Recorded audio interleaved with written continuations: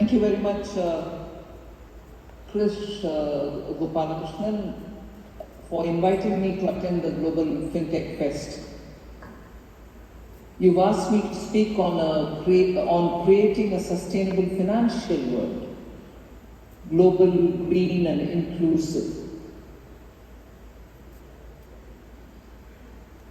Green itself, sustainable itself, is a vast area to talk, also because the way in which Prime Minister Modi has committed himself and came up with a nationally determined goal, set of goals in COP21, which were very close to 90% fulfilled well in advance of the given time. Subsequent to that, in COP26 again, we heard the Prime Minister set goals which were very ambitious for a developing country, emerging market like India, and that itself gives us quite a few challenges. The commitments which were made in COP21 Paris, as I said, were largely completed, achieved, and the reportage made. But the most important aspect for me, being in the finance ministry, is it was achieved entirely with India's own funds. So, if greater ambitious goals are set for COP26, and we are looking at that to be achieved similarly as we did in COP21, there are several more challenges. Even more so, given the global circumstances. I've said this several times before, but I think Global FinTech Fest would be also an appropriate forum for me to recall that statement which I made earlier.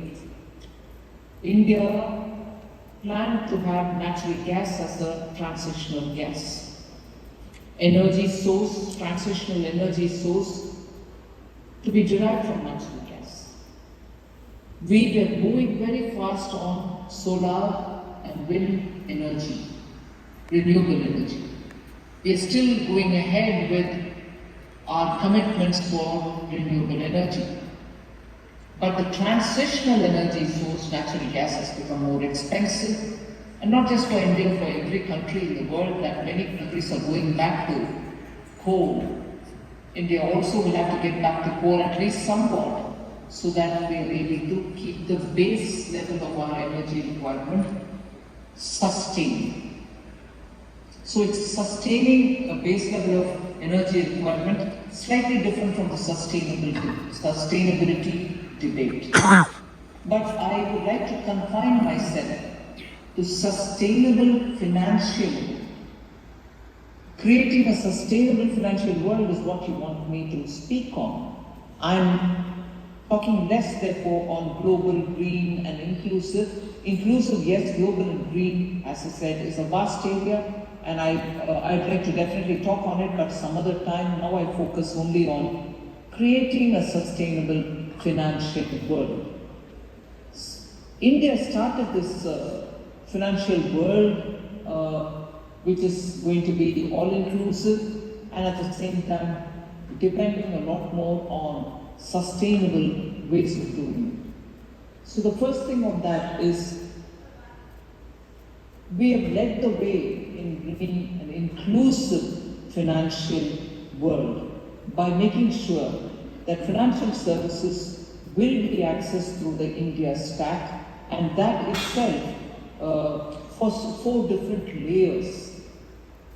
It's a very good approach to look at financial inclusion on the through the route of how many people have got covered, how many poor have got covered, what's the kind of amount which flows to their accounts through DBT, how many have kept a good reasonable balance so that their credit scores go up, and so on. But I also want to bring you this dimension whereby we say the inclusive nature of financial inclusion program of the government is very well established at various different levels.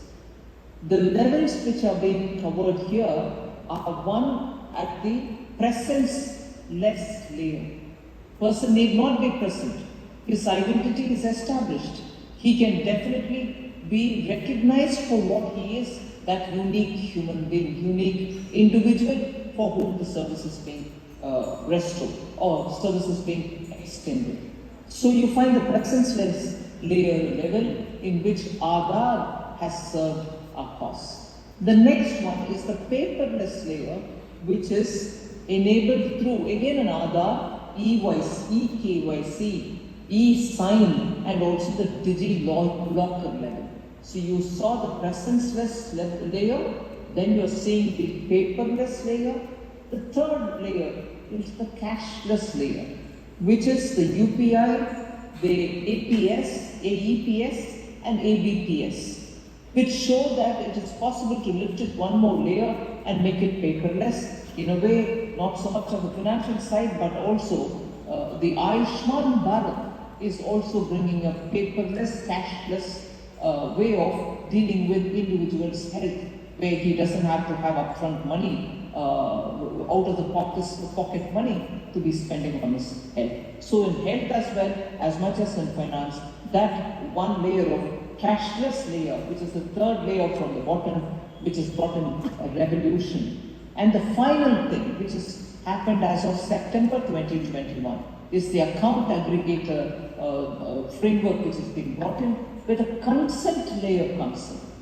The consent layer, which will have to have, not always, in a way, opacity is good. But when you're bringing in consent layer into a digital framework, which is through the account aggregator, well recognized by the Reserve Bank of India, you have a certain opacity which gets cleared only on the consent given by the individual, data privacy.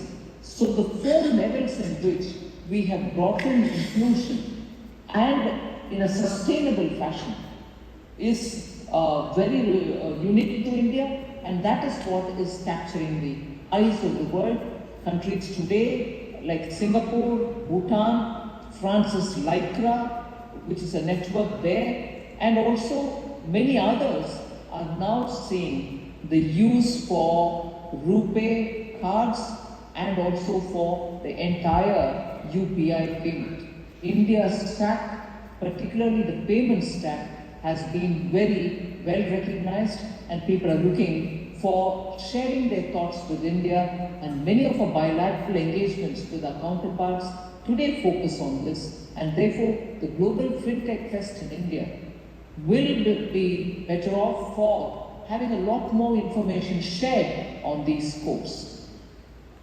Now, the digitalization of financial services actually has made many unbanked Indian citizens who are remaining in the informal layers of the economy, helped by middlemen and so on, today come over to more formal sources of credit, formal sources of accessing financial services. And therefore, many unemployed youth have benefited from it, and the casual workers have now seen the virtue of getting into the formal financial terrain. And that is why you find suddenly an increase in the extent to which UPI is being used, not just in urban metropolitan areas, but also in tier 2, tier 3 cities. Financial technology, therefore, today plays a very critical role in India's financial inclusion schemes, financial inclusion program of the government. So the whole idea of Sabka Saath, Sabka Vikas is going to be better achieved when we are able to use our technology to help us through. A few data which are stunning figures, which for any other country would have been a story of the impossible, the story of that kind of scaling up, which otherwise is just not achieved elsewhere. India and its population, India and its people who are ready to adapt technology have shown that set of achievements, which I would want to specifically draw your attention to. Aadhaar numbers which have been issued to Indian residents is 131.68 crore Aadhaar numbers. I just want you to grapple for a moment if grapple is the right word, with the numbers that I'm reading before you. 131.68 crore are the numbers. UPI has been instrumental in promoting digital payment in India, and what has it achieved?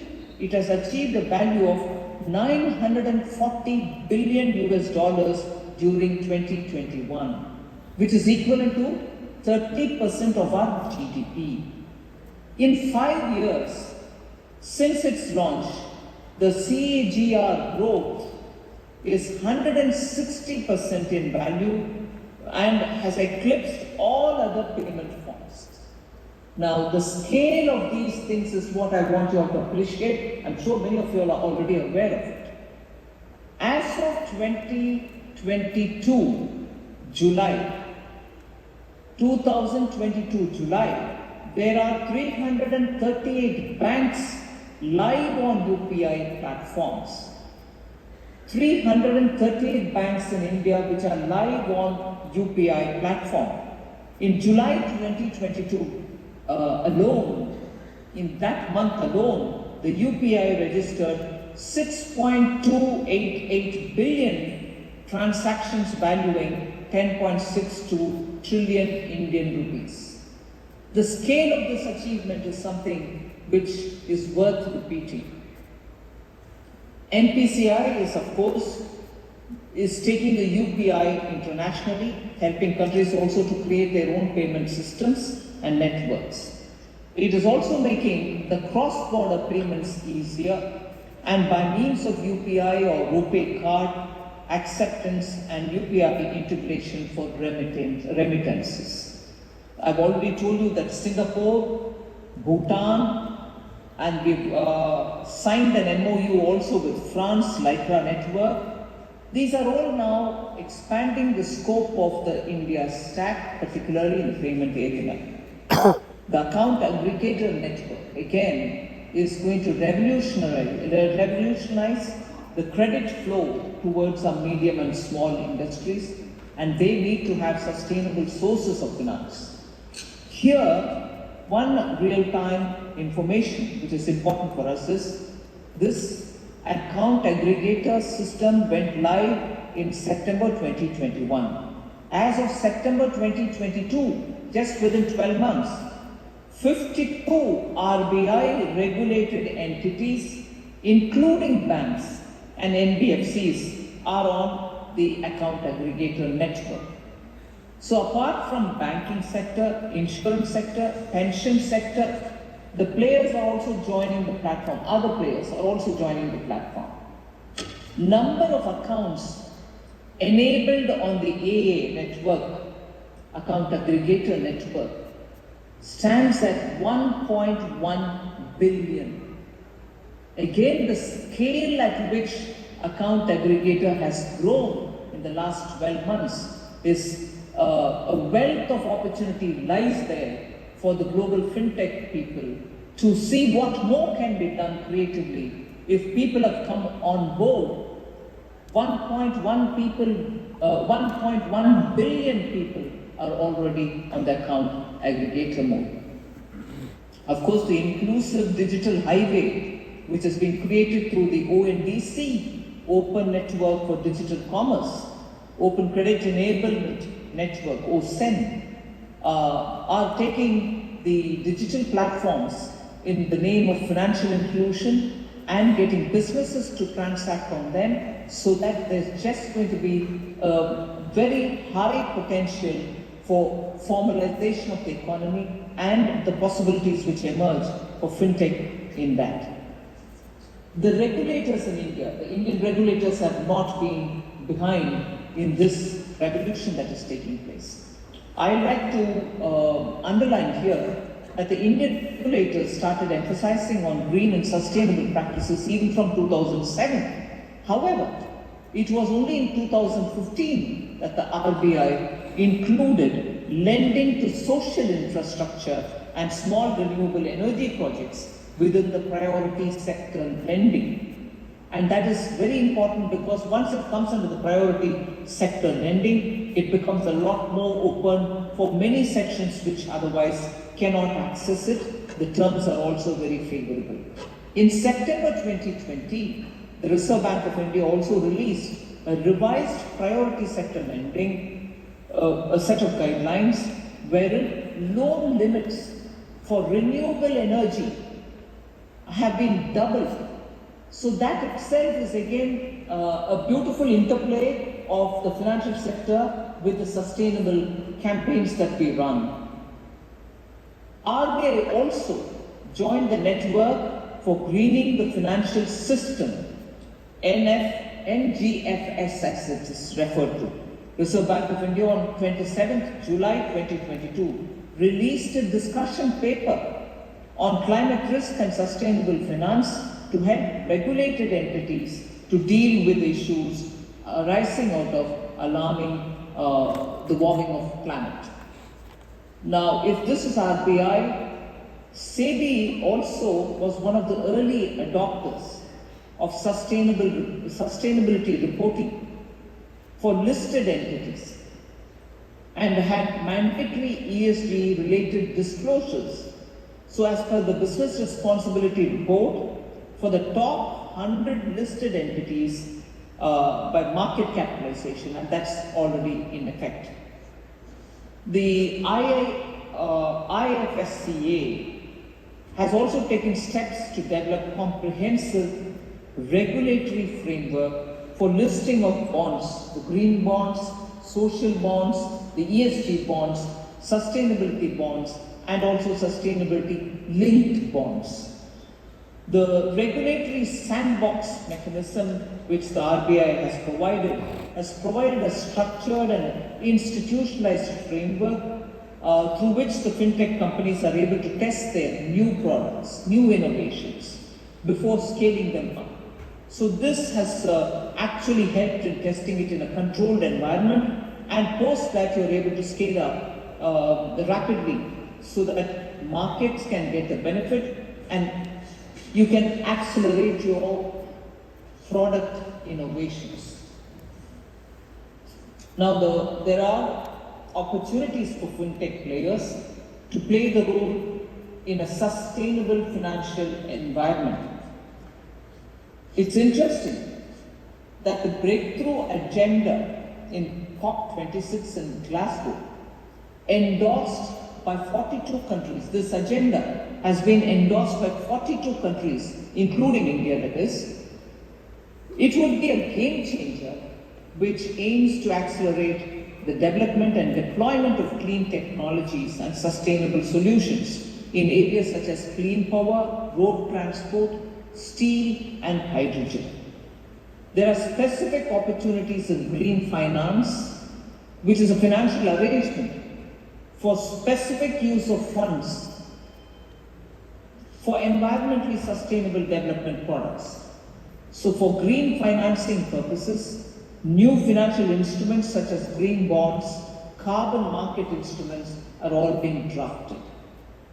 As a part of my budget announcement in 2022-23 towards sustainable infrastructure, I had announced to issue sovereign green bonds for mobilizing resources for green infrastructure. So fintech may locate promising growth opportunities in India's demographic transformation, and with some players who can opt for full service offering to boost access for specific underserved demographic. For instance, I'll just give you one example and leave it there.